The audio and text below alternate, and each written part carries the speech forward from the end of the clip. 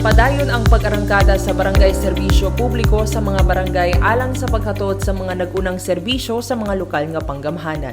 Miaging semana, ronda sa barangay serbisyo publiko ang barangay Los Amigos. Atol sa 57th araw ng barangay, diin mismong nanguna niini si Mayor Baste Duterte. Gusto mo to ko ingon, na may problema, ayaw yung pangluod dayon, naaman ni, mo bitang nibutar mo, nagbutang mo mga elected officials o mga tao nga pareho nako nga mayor para moatiman og problema nga apektado kung unsay asa apektado ang mga tao. So ihatag na nga oportunidad po sa mga tarungon namo.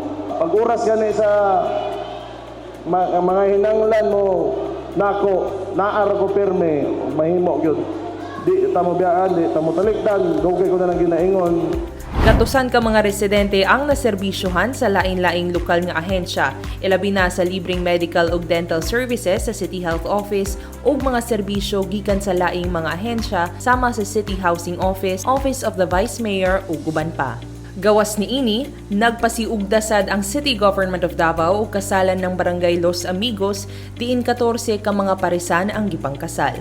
Usa sa mga gipangkasal ang magtiayong Balyejos, kinsa dako ang pasalamat sa Davao City Government tungod nahatagan na gayud sila og tsansa nga makasal human sa 13 ka tuig nga panag-ipon. Karon na taon may nakalugar tungod sa gipit sa panahon. Salamat ko ni Mayor Baste nga tagaan mig libre nga kasal tungod sa salamat yun ni Mayor. Nakasal na yun ni Ma'am. Sama sad ang kalipay sa magtiayong Romeo ug Sheila Bukog tungod sa nahinayon ragyod ang plano nilang makapakasal nga dugay na nilang giplano. Karon lang may nakakuan jud og magpakasal. Tungod sa kalisod man ba na so na raon tani plano nga magpakasal pero tungod sa kalisod lagi wala man tay pang financial ba.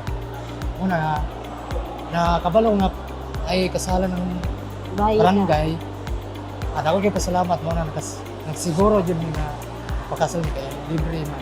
So sa ako, dako kay ko pasalamat nga din sa during sa araw namo na ikaraban nga ipahigayon din nga din ang nagkalain-laing mga ahensya sa atong gobyerno niadto din sa barangay para pud nga mapaabot dito sa tao ang serbisyo labi na gid sa mga unsay panginahanglan sa mga tao nga dili na kinahanglan wadto pa sa atong City Hall o sanggunian nato sa dito sa atong syudad kay medyo layo-layo na niya at least man lang mapasayon kung unsa man ang mga panginahanglan sa atong mga katawhan din sa Barangay Los Amigos. Sa kasalan ng barangay pod salamat po kay dakuan na kay at least dako kay nang tabang kay naamanggoy mga tao nga kanang lisod jud no although nag-ipon na sila sulod sa pila ka tuig pero dili gid nila kaya nga mugasto para pagpakasal. Salamat kay naapon na ang programa sa ni Mayor nga din kasalan sa barangay nga ginapahigayon nga ginasuportahan niya gitagaan po niya budget nga para po nga at least man lang katong mga tao nga nag-ipon sa pila ka tuig nga makasal na gid sila.